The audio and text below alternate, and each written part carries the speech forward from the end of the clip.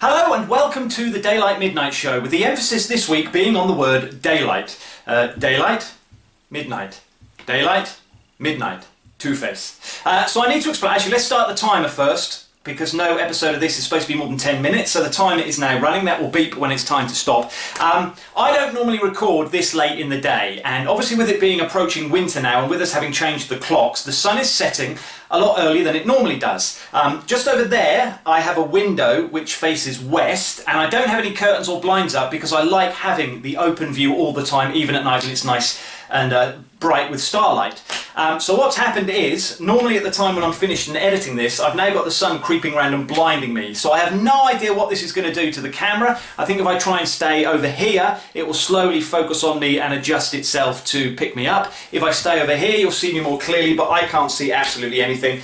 So I'm sorry, it's a strange effect. I've got a cheap camera. We're going to get through it the best way we possibly can. So my name is Greg, and we're 7 weeks away from Christmas. In fact, 7 weeks from today, at the time I'm recording this, it will be Christmas Day. Now, I mention this for two reasons. Number one is, a lot of people this week have been talking about Christmas being ruined by the lockdown, and are you going to see your family? Can you plan anything?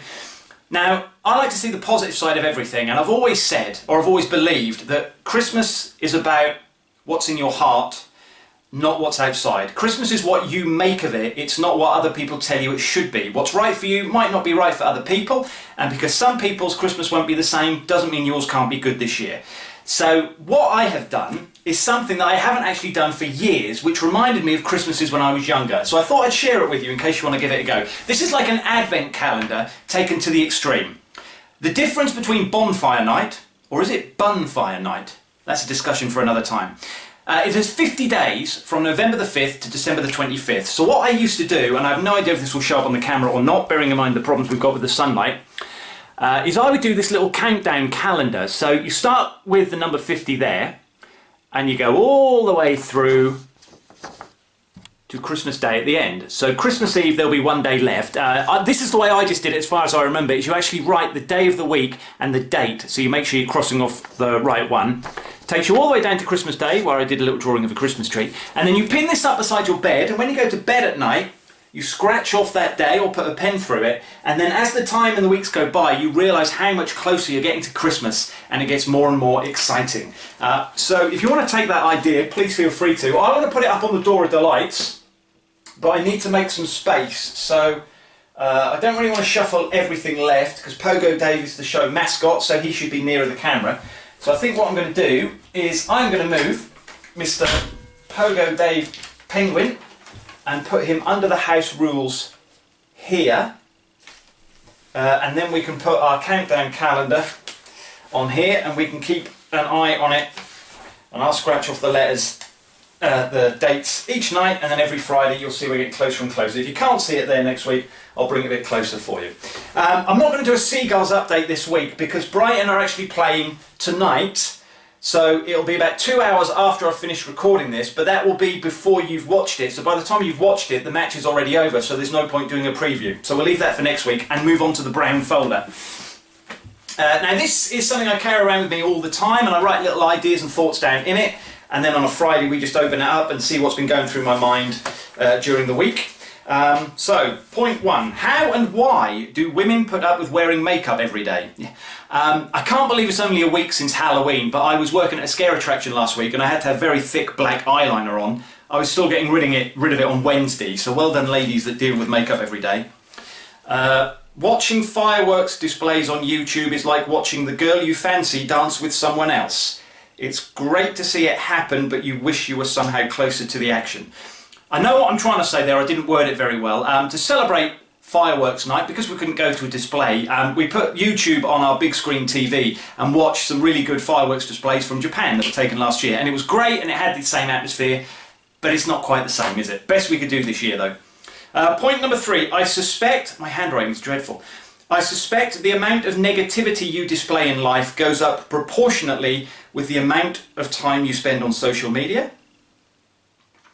And final point for this week, don't forget, a lockdown is only one letter away from being a lick down. Now with that in mind, I would like to read for you rule number 5 in the house rules for the Daylight Midnight show. Rule number 5 is this: I will not take this seriously, meaning the show. There's enough shite being broadcast without me adding my own take on things. This is not going to be about current affairs or scandals or protests or trends. It's going to be about me and you, and primarily me trying to make you smile. Having said that, there is of course one big issue going on in the world at the moment that we're all being affected by. And at the time of recording this, here in the UK, we've just been put into another forced national lockdown. And I'm not going to give an opinion on that. I'm not going to get into the politics or the health aspects of it at all. But I'm aware of the fact that more people are going to be spending time at home. You're not going to be allowed to go out and play in the evenings. You can't go out to the cinema or bowling. So I'm going to give you some games that I've invented that you might not have played before, that you can play at home with you and your family. Most of these were when I was working in offices, and to pass the time I made up games for me and everybody else I was working with to play. But they do work in a family setting as well. The first one is called the peg game. You may have played a variation of this, but this is my version of it. All you need to play this is a clothes peg, preferably one of these older ones where there's like a scissor grip and it opens like that and sticks to things. I've just realised I'm not wearing a headscarf. Naughty Greg, Outfit Roulette said I should be wearing a headscarf this week, so better late than never. I do apologise, but we don't do any retakes on this show. How it works is how it works, and that's what's filmed and that's what you see. There we are, sorry about that. So the peg game, you set a time limit. Could be 10 minutes, could be 15 minutes, could be an hour, and you set a forfeit or a consequence. So it could be a certain chore around the house, who's going to make the cup of tea, who's going to hoover the floor, and then someone starts with the peg, and your job is, over the course of the next hour or so, you have to get the peg attached to somebody else by hooking it onto their clothing. If they realise you've done it, you instantly lose the game and you have to do the forfeit.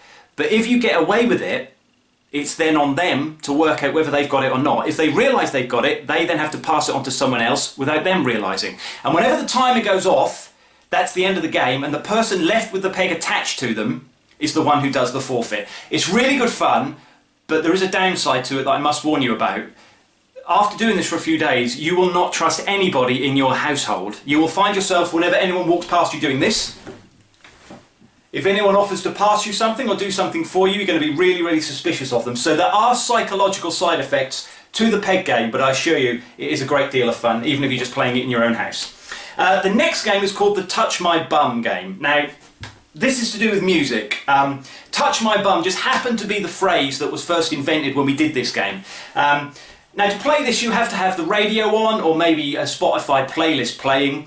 And the idea is you have to get the phrase touch my bum, or a phrase of your own choosing, into the lyrics of the song. And you can't just shoehorn it in, it has to fit into the body of the song. And then you award points from everybody else depending on how well you've done. So, for example, you can do it really on the nose, and you can replace the actual phrase that is the title of the song, like when the broken-hearted people living in the world agree, there will be an answer, touch my bum. So that one is quite direct. You've replaced a 3-word title with the phrase touch my bum, so you might only get 1 point for that. Another way is to try and squeeze it into the lyrics in the middle of the song. For example, you can't always get what you want, but if you touch my bum, well, you might find you get what you need. So that could be more points. Another way of doing it is to do it as a sort of offbeat lyric or backing vocals. I used to work with a lot of ladies that were fans of Take That in the day, so Take That was on a lot, and it used to annoy them when I'd join in with something like this. Whatever I said, whatever I did, I didn't mean it. I just want you back for good. Touch my bum, touch my bum, touch my bum, it's good. So it can be any phrase you like, and then you award points based on who fits it in the best. There is a downside to this one as well, which I must warn you about. You'll find as you do this more, it becomes second nature and you do it without meaning to. So when we're allowed back out again, you're going out for meals or in a pub or at a party, even if you're going shopping in a supermarket, you will find yourself joining in to the song that's playing and inserting the phrase in. I nearly got banned from a supermarket one Christmas Eve because at the time the phrase had become a bit more extreme and more adult than touch my bum. I went into a supermarket on Christmas Eve, and I was standing behind two lovely old ladies who were buying their mince pies, and Santa Baby by Kylie Minogue was playing over the tannoy system, and I joined in without thinking, loudly, as if I was still back in the office. They were shocked so much that one of them dropped their basket, and I had a lot of explaining to do and nearly got banned from the supermarket. So do be very, very careful. And the final game I'm going to show you is one that I have threatened to mention before on this show and never got around to doing, which is water bottle bowling. Now I haven't planned this. I'm going to have to move a little bit, and I'm going to have to adjust the camera. That is the end of the show. Now I'm going to stick to the rules, which are that no episode of this show will be more than 10 minutes. When I've run over before, I've taken that time off the next week's show. I don't want to do that. So yet again, water bottle bowling is going to be put onto the back burner, and I'll show you that another week. But hopefully you can play the peg game, you can play Touch My Bum, and you can enjoy it as much as I have done in the past. So let's do outfit roulette to decide what I'm going to wear next week. Using the randomness of the Rubik's Cube to determine what my clothes will be. We start with green. Oh, I need to change it. I need to change it. So, we're running out of time. I want to take off my cycling jacket because it's orange and it always messes up the camera. So I'm going to replace that with my red coat. And I also want to replace the body warmer because I've put that away until next spring. I will replace that with my winter coat. So there we go. I'll make that null and void. We're running out of time, so it won't be green. It will be green. So next week I'll be wearing the black jacket again. Then I promise to take it off because I've worn this quite a few times. The next one will be black. So under the black jacket I will be wearing my Mogwai t-shirt. And finally, to accessorise all that, it will be blue, which will be a headscarf. But I promise you, it will be a different headscarf to this one. A rhyming couplet to end the show on. As November passes by, you will see me grow a tash. Please go to my Movember page and help me raise some cash. If I can work out how to do it, I will put the information in the description below this video. Thank you for putting up with the weirdness of the light. I will see you next week. Have a great 7 days.